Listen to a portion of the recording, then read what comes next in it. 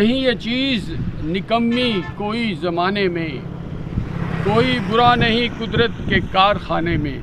और इस शेर पढ़ने का मकसद ये है कि एक ख़ास जड़ी बूटी जो ख़िता पोठोहार में आपको सफ़र करते हुए ख़िता पोठोहार के अंदर भीनी भीनी खुशबू आपकी जो है वो दिमाग में रच बस जाती है और बड़ा ही प्लेजेंट आपको फील होता है।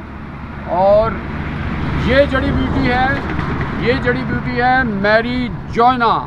मैरीजुआना को आप आम ज़बान में भंग भी कहते हैं। तो ड्रग्स आप समझते हैं कि ड्रग्स हमारी सेहत के लिए बहुत ज़्यादा नुकसानदेह हैं। और ये बूटी जो है वो अल्लाह ताला ने तो हमारे फ़ायदे के लिए पैदा की है, लेकिन हम इसको मिसयूज़ करते हैं, ड्रग्स के लिए यूज़ करते हैं जो कि मुनासिब नहीं है।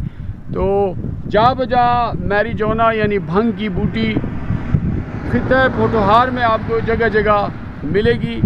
और रहिए हमारे साथ, हम आपको नित नए ख़िता पोठोहार के अमेजिंग जो है वो चीज़ों के अमेजिंग तजर्बात से आगाह करते रहेंगे।